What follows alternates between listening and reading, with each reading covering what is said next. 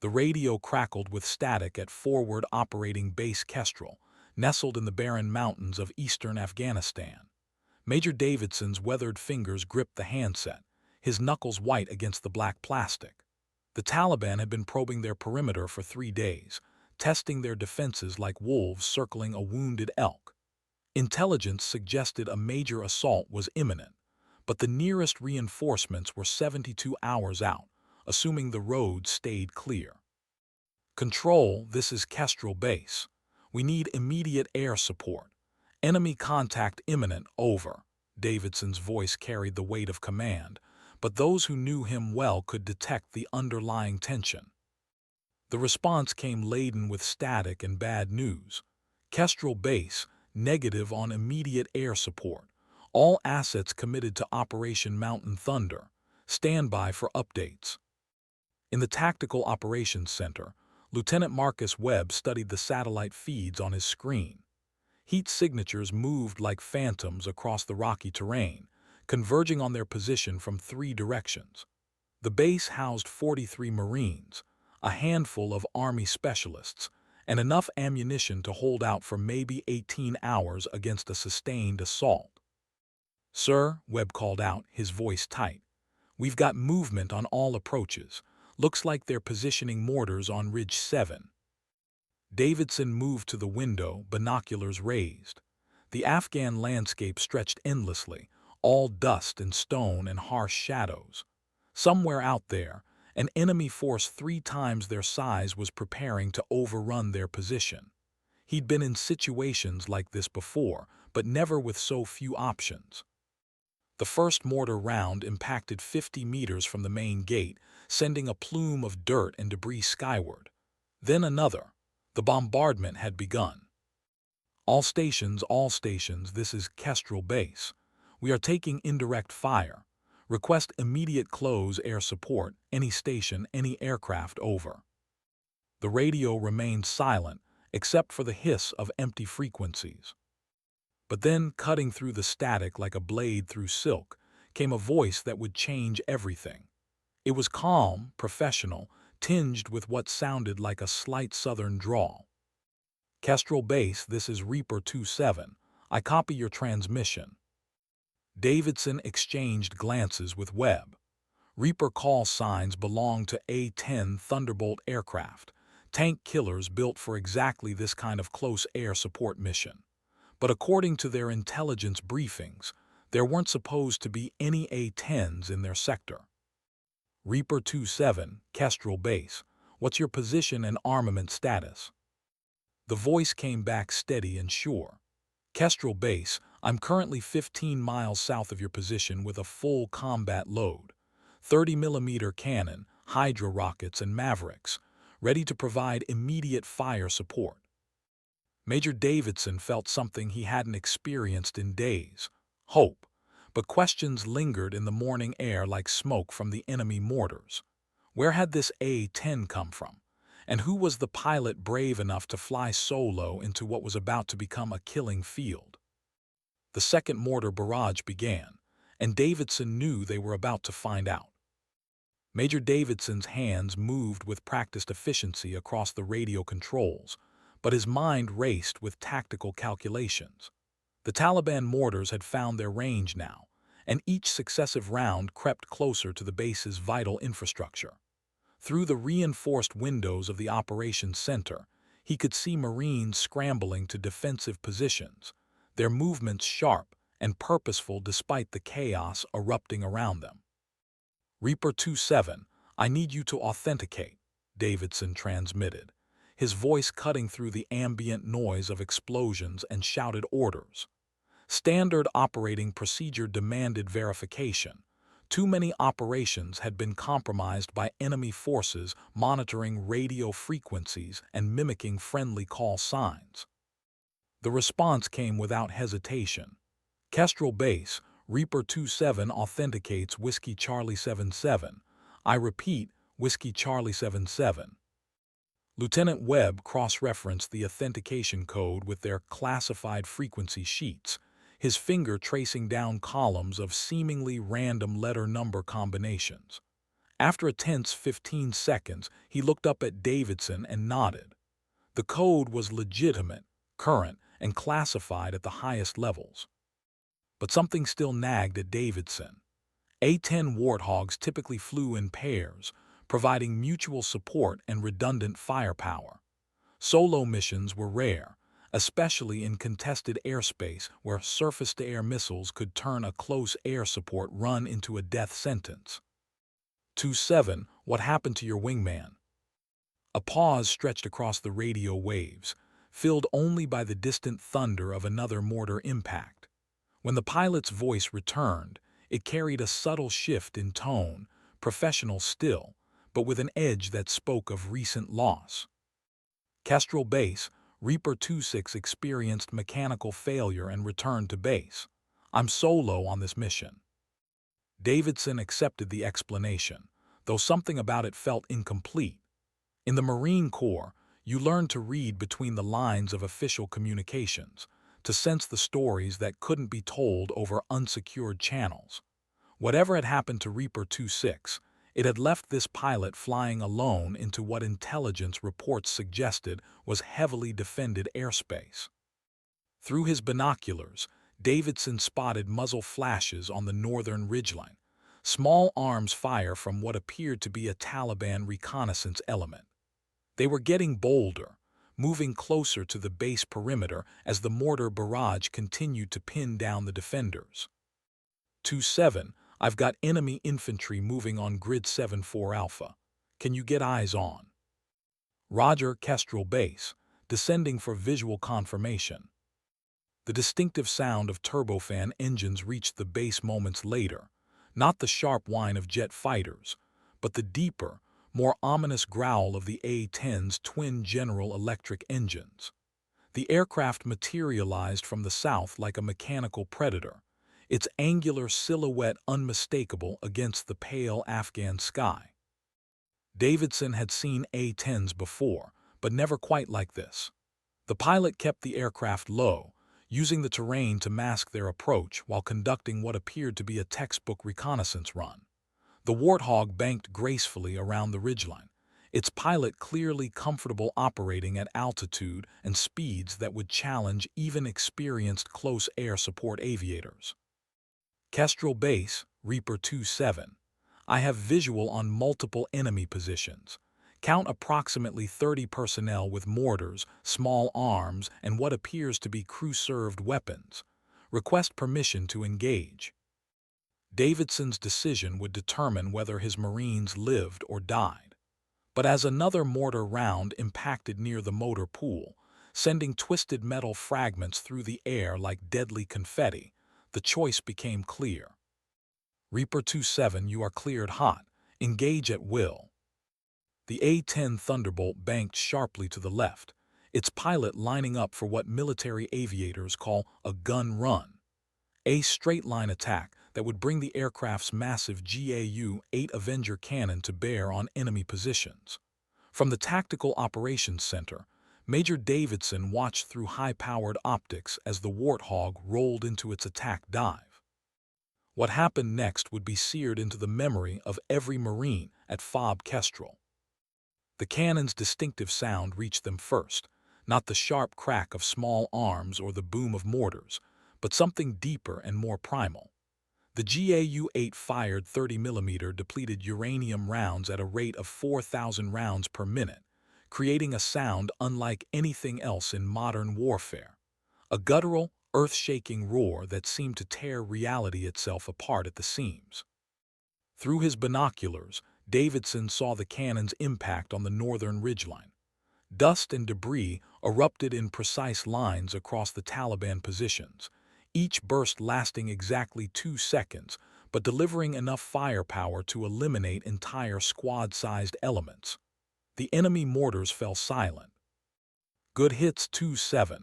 Good hits, Lieutenant Webb called out, his voice carrying the relief of a man who had just watched death pass by their position. But the pilot wasn't finished. The A-10 pulled up from its gun run, climbed to attack altitude, and immediately rolled into another approach. this time targeting the eastern slope where Taliban fighters had been maneuvering with what appeared to be rocket-propelled grenades. Kestrel Base, Reaper 27. Switching to Hydra rockets. Danger close, recommend all personnel take cover. Davidson grabbed the base-wide communications handset. All stations, this is Kestrel Base. Danger close airstrike inbound. Take cover immediately. The A-10 came in low and fast, its pilot demonstrating a level of precision that bordered on the supernatural. Two rockets streaked from wing-mounted pods, their smoke trails drawing perfect lines through the morning air, before impacting with surgical accuracy on enemy positions barely 200 meters from the base perimeter.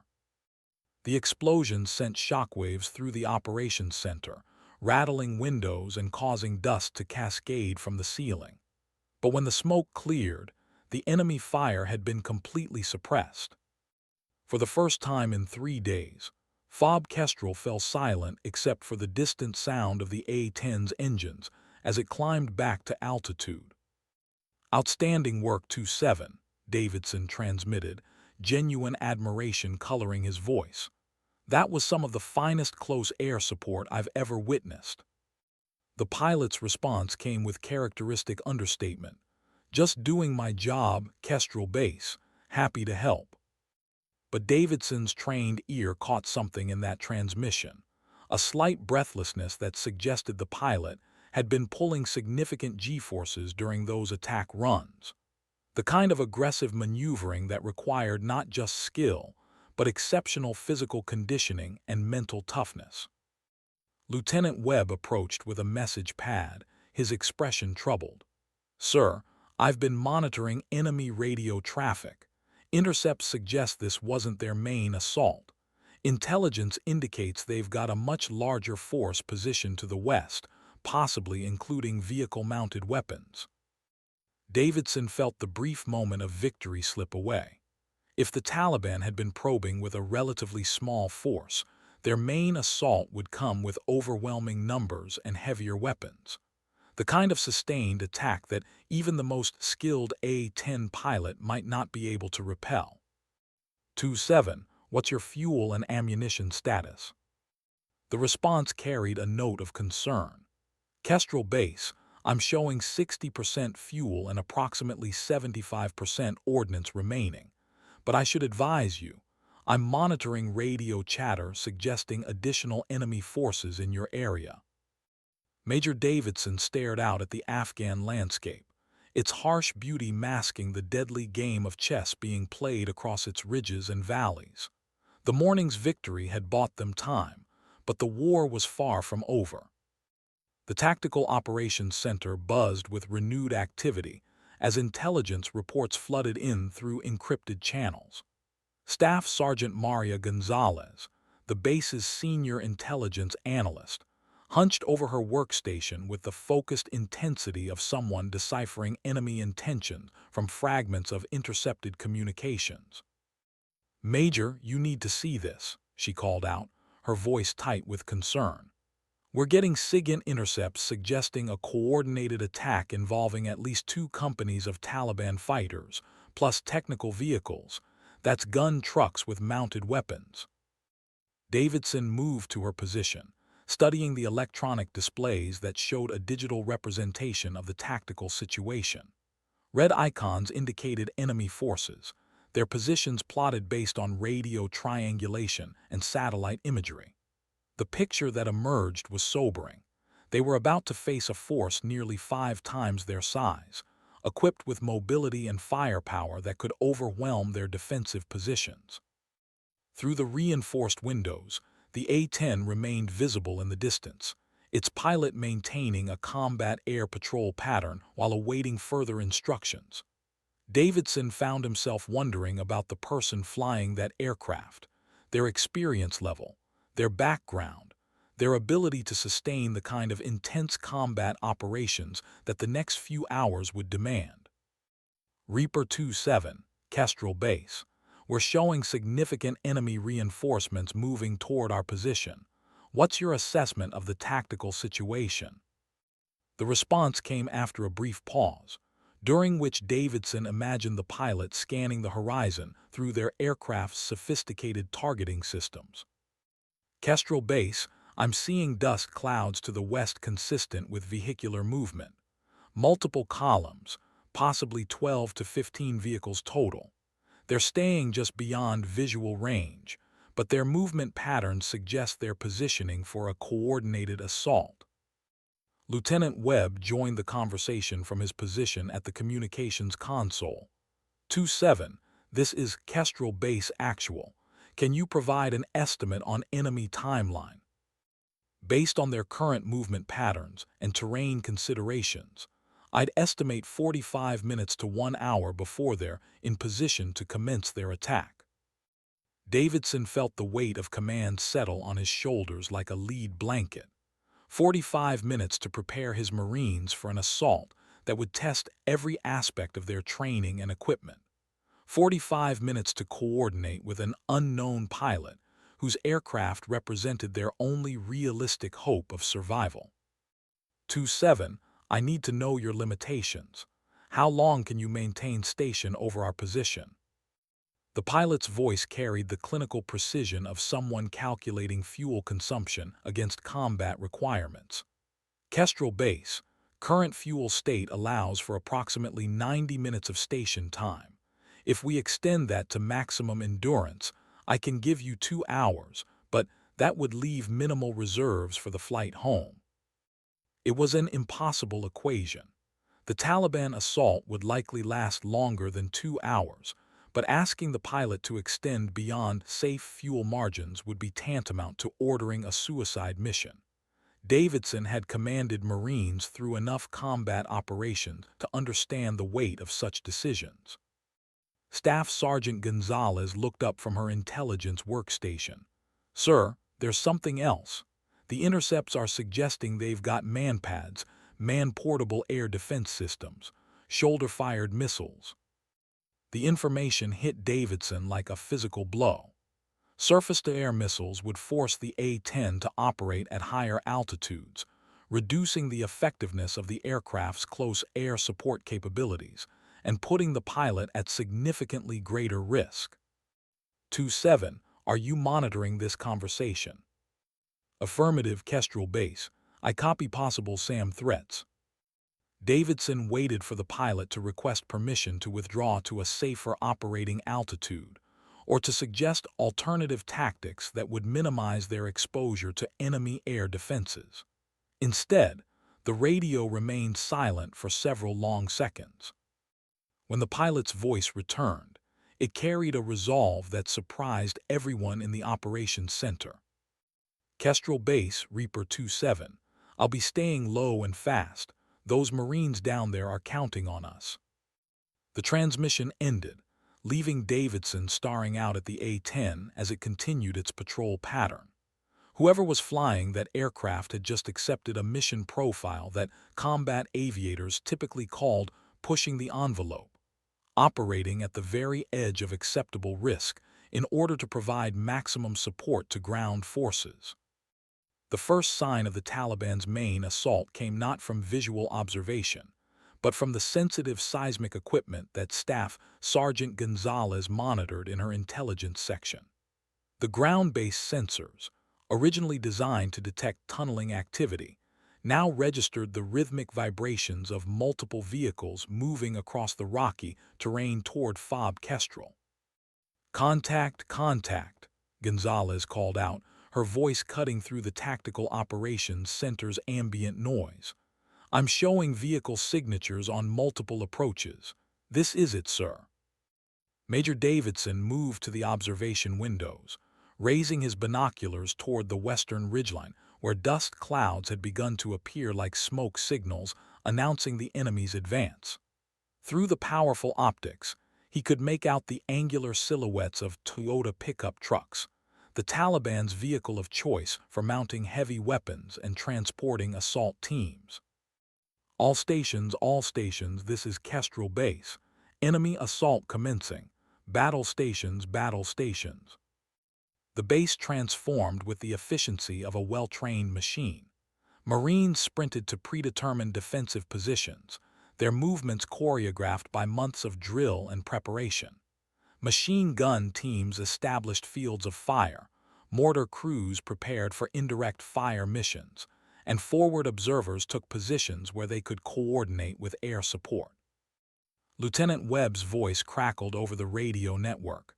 Reaper 27, Kestrel Base, enemy vehicles approaching from multiple directions. Request immediate support. The A-10's engines grew louder as the pilot descended to attack altitude. Through his binoculars, Davidson watched the Warthog configure for combat, landing gear retracted, weapons systems armed. The aircraft transformed from a transport platform into a precision instrument of warfare. Kestrel Base, Reaper 27 has visual on enemy convoy. Count 14 vehicles, armed with what appears to be heavy machine guns and recoilless rifles. Request permission to engage. Davidson's response came without hesitation. 27, you are cleared hot on all enemy vehicles. Priority targets are anything that can engage our perimeter with direct fire. What followed was a masterclass in close air support tactics. The A-10 pilot didn't simply attack the enemy convoy. They dissected it with surgical precision, targeting the lead and trail vehicles first to trap the others on the narrow mountain road, then systematically destroying each technical vehicle with combinations of cannon fire and precision rockets. The GAU-8's distinctive roar echoed across the valley as 30 rounds tore through enemy vehicles like tissue paper. Each gun run lasted exactly the optimal duration, long enough to ensure target destruction, short enough to minimize exposure to enemy fire. But the Taliban had learned from their morning defeat. As the A-10 pulled up from its third attack run, surface-to-air missiles streaked upward from concealed positions on the ridgeline. The pilot's voice came over the radio with urgent calm. Kestrel Base, I'm taking SAM fire, breaking right. Davidson watched through his binoculars as the A-10 deployed flares and executed a sharp banking turn that seemed to defy the laws of physics. The missiles, confused by the countermeasures and the pilot's aggressive maneuvering, detonated harmlessly in the aircraft's former position. 27, are you hit? The response came after a pause that felt like an eternity. Negative, Kestrel Base. Aircraft is intact and mission capable, repositioning for another attack run. Through the Tactical Operations Center's radio speakers, Davidson could hear something he hadn't noticed before.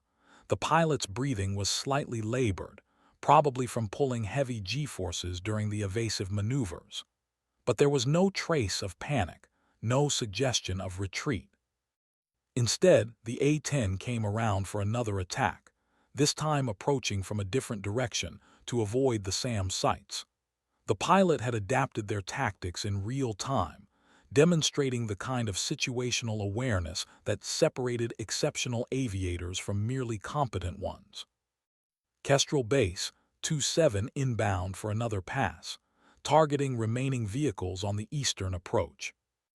As Davidson watched the Warthog line up for its next gun run, he found himself wondering who was flying that aircraft with such skill and determination. The voice on the radio gave no clues: professional, calm under pressure, clearly experienced in close air support operations. But there was something else, something harder to define. A quality that suggested this pilot understood exactly what was at stake for the Marines on the ground. The A-10 swept down from the eastern sky like a metallic angel of destruction, its pilot demonstrating what Air Force instructors called situational mastery, the ability to process multiple threats simultaneously while maintaining focus on the primary mission. Major Davidson tracked the aircraft's approach through his binoculars, noting how the pilot varied altitude and attack angles to avoid presenting a predictable target to enemy air defenses. Kestrel Base, Reaper 27. I'm seeing dismounted infantry moving through the northern ravine. Looks like they're trying to flank your position while the vehicles keep your attention focused west. Davidson immediately understood the tactical implications. The Taliban were executing a classic pincer movement, using the vehicular assault as a distraction, while infantry elements maneuvered for a surprise attack on the base's most vulnerable approach. It was exactly the kind of sophisticated military planning that had made this particular Taliban commander so effective in previous engagements. 2-7. Can you engage the dismounted personnel without exposing yourself to the SAM sites?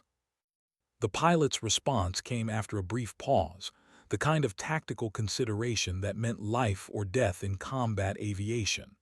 Affirmative, Kestrel Base. I can approach from the south, use the ridgeline to mask from the missile sites, but it'll put me in range of small arms fire. Staff Sergeant Gonzalez looked up from her intelligence workstation, concern evident in her expression. Sir, intercepts suggest they've got heavy machine guns positioned in those rocks. 14.7 millimeter, probably Chinese-made.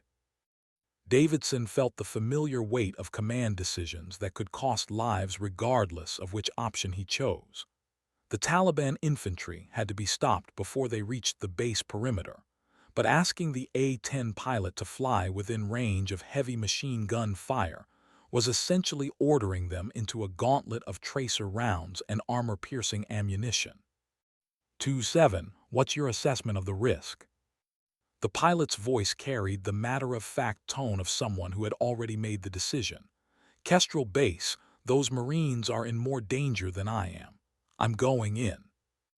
The A-10 banked hard to the right, its pilot configuring for what military aviators called a low-level strafe, an attack run that would bring the aircraft within a few hundred feet of the ground, well within the effective range of infantry weapons, but optimal for engaging personnel targets with the GAU-8 cannon. Through the Tactical Operations Center's communication system, Davidson could hear the change in engine noise as the pilot pushed the throttles forward. The twin turbofans growl deepened, and the distinctive whistle of air passing over the A-10's angular surfaces grew more pronounced. Reaper 2-7, commencing attack run on dismounted personnel. Danger close to friendly positions. The cannon's roar split the morning air with its familiar thunder, but this time Davidson could see the impact in real time. Lines of dust and debris erupted along the northern ravine as 30 rounds found their targets with devastating precision. The Taliban infantry, caught in the open with minimal cover, suffered catastrophic casualties. But the enemy fought back.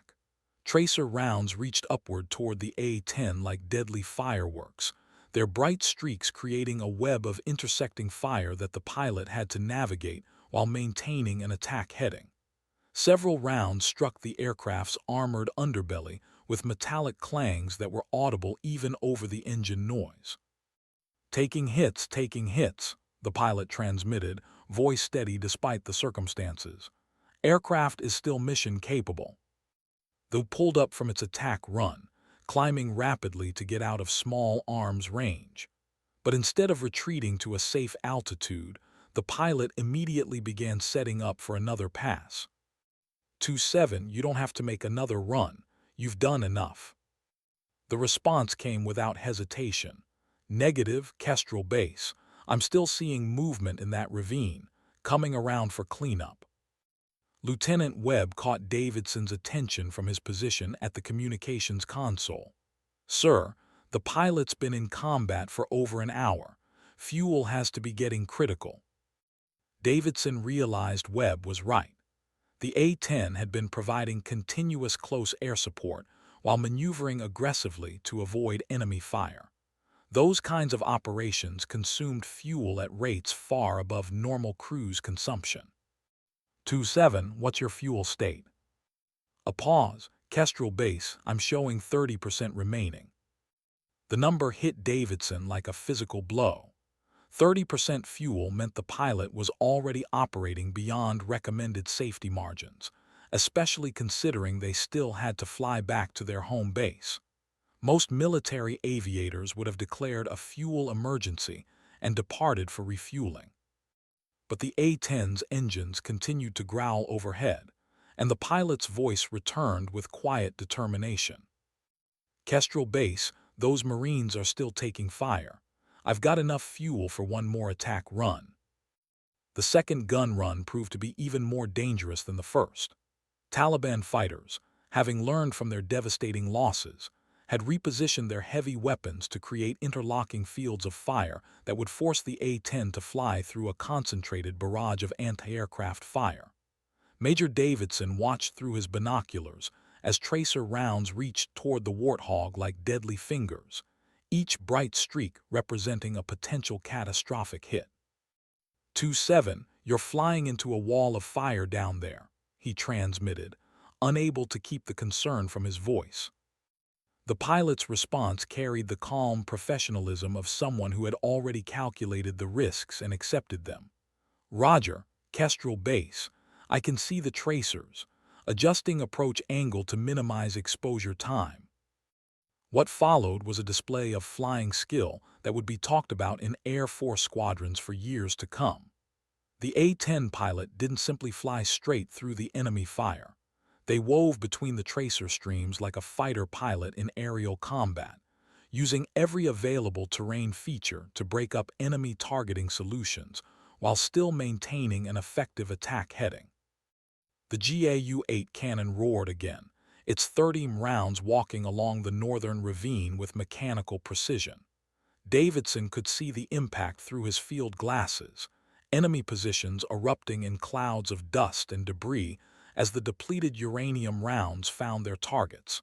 When the gun run ended, the Taliban infantry fire had been completely suppressed. But the cost was immediately apparent. As the A-10 climbed away from the target area, Davidson could see damage to the aircraft's right wing, what appeared to be multiple small arms hits that had torn jagged holes in the metal skin. "2-7, I'm seeing damage to your right wing. What's your aircraft status?" The pilot's voice remained steady, but Davidson's trained ear detected a subtle tension that hadn't been there before. "Kestrel Base, I'm showing some hydraulic pressure fluctuations and minor control surface damage.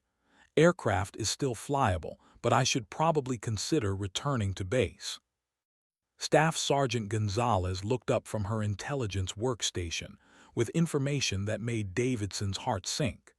"Sir, we're getting intercepts suggesting the Taliban are bringing up reinforcements. Looks like they're not giving up on this assault." The tactical situation was becoming untenable. The A-10 pilot had already performed far beyond the call of duty, taking significant battle damage while operating at dangerously low fuel levels. But without continued air support, FOB Kestrel's 43 defenders would face overwhelming odds against a renewed Taliban assault. "2-7, what's your honest assessment? Can you continue to provide support?" The pause stretched longer this time, filled with the weight of decisions that would determine whether American Marines lived or died. When the pilot's voice returned, it carried a resolve that surprised everyone in the Tactical Operations Center. "Kestrel Base, I've got 20% fuel remaining and some aircraft damage, but all weapons systems are still functional. If you need me to stay, I'll stay." Lieutenant Webb turned from his communication console, his expression grim. "Sir, 20% fuel, that's below emergency reserves. The pilot won't have enough fuel to reach any alternate airfields if the home base is compromised." Davidson understood the implications. The A-10 pilot was essentially volunteering for what might become a suicide mission, gambling their own life against the lives of the Marines they were supporting. It was the kind of decision that defined military service at its most fundamental level. Through the reinforced windows, he could see the Warthog maintaining its combat air patrol, the pilot continuing to scan for threats despite damaged aircraft systems and critically low fuel. Whoever was flying that A-10 possessed not just exceptional flying skills, but the kind of moral courage that separated true warriors from those who simply wore uniforms. "2-7, I can't order you to stay. That decision has to be yours."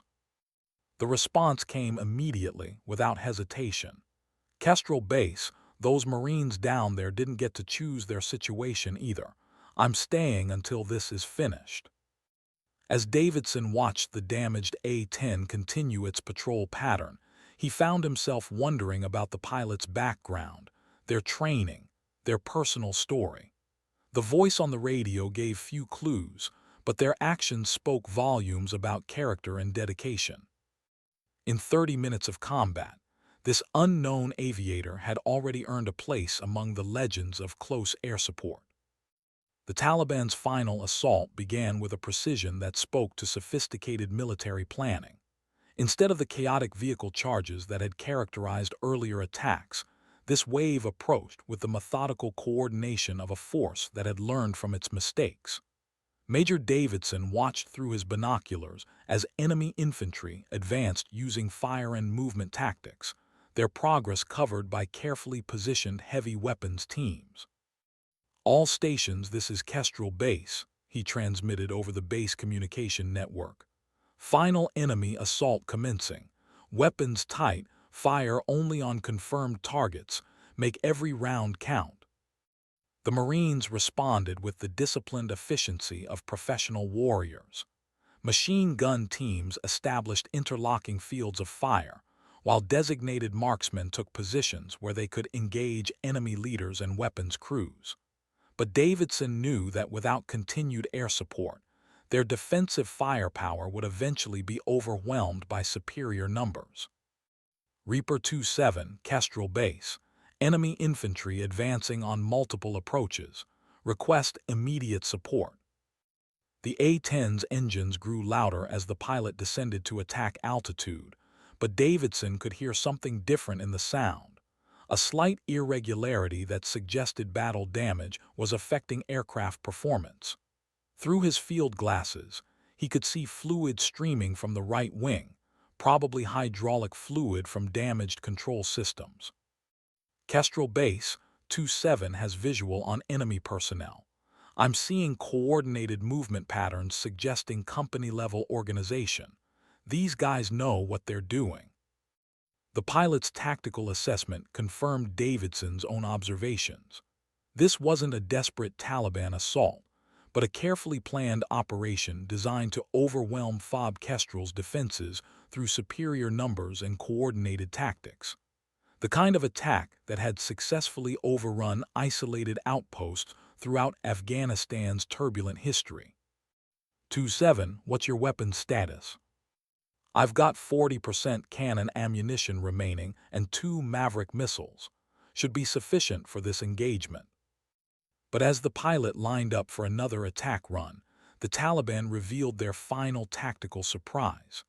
Surface-to-air missiles erupted from multiple positions simultaneously, creating a coordinated barrage that would challenge even the most skilled combat aviator. "Sams, the pilot transmitted, their voice tight with concentration. "Multiple launches breaking left."